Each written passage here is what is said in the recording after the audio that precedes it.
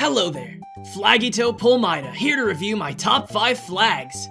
Seeing as I represent all of my Hope's Peak classmates with this YouTube channel, it's only fitting that I also review the rectangles of fabric that represent entire nations. Starting with number 5 are the Liberian county flags. What a despairingly hopeful assortment of designs! Just by looking at these flags, you can really feel the effort and pride that the original creators intended to display. I've never seen such a boldly eclectic design language being used to represent a group of people before. Honestly, I can't decide if these flags fill me with hope or despair, but either way, they make an unmistakably striking statement and deserve to be on this list. For number 4, we have the Liberian flag. No, not that one. Do the one from before they made it blue. Ah, perfect! This one's a bit of an obscure choice, but I couldn't ignore such a hopefully minimalistic flag.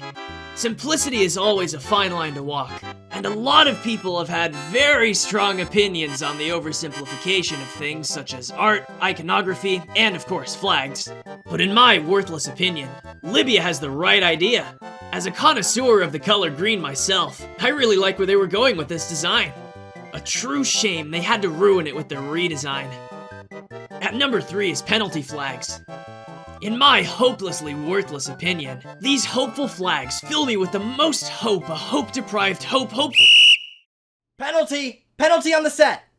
Personal foul, unnecessary hopefulness. Number 13, 30-second penalty. First down. Hurry it up!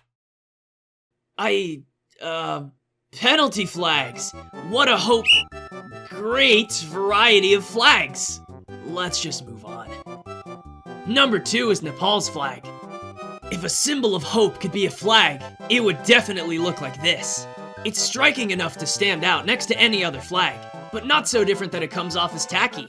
Saying anything else about it would tarnish its impeccable design and presence, as well as cutting into my already shortened time. Who knew they were accepting an ultimate buzzkill from the Reserve Corps students, huh? But anyway, moving on.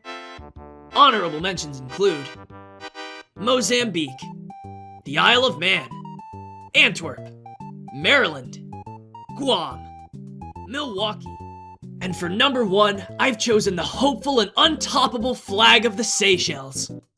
I've mentioned my love for this flag in an older video that you shouldn't watch because it's terrible, and even in the time it took me to learn how to pronounce Seychelles correctly, my opinion of it hasn't changed. This is a perfect example of how sensible simplicity combined with a unique twist can make a massive difference in any design, not even just with flags. Can you imagine how boring this flag would be with traditional horizontal stripes? Such despair! It pains me to see how uncreative flag designs have gotten lately. Actually, now that I think about it, it wouldn't be too hard to just redesign them myself. With Hajime's help, of course. Maybe I could... I just had the most brilliant idea! I'll be right back. Hello there. Welcome to Nagito's Flag Clinic. Today, I'll be taking some popular, despair-inducing flags and turning them into symbols of hope. Let's get started. My first pick is the flag of the United States of America. In my opinion, this flag has always looked a bit busy to me. All it needs is a hopeful Komaeda rework. If we cut down on the stars, remove some of the stripes, and make the blue field bigger, perfect! What a great design! Frankly, I'm surprised nobody's thought of this before. My second pick is the New Zealand flag. What an ugly, derivative flag! The New Zealand government actually held a vote on whether to change it a few years ago, and they voted to keep the worthless original design. How hopeless! I'd redesign it myself, but I actually managed to find a perfect example that someone else made. What a great representation of New Zealand. My last client for today is the Gay Pride flag. You'd think with all the great artists who identify as gay, their flag design would be a bit more creative than this. Nothing a little Photoshop can't solve.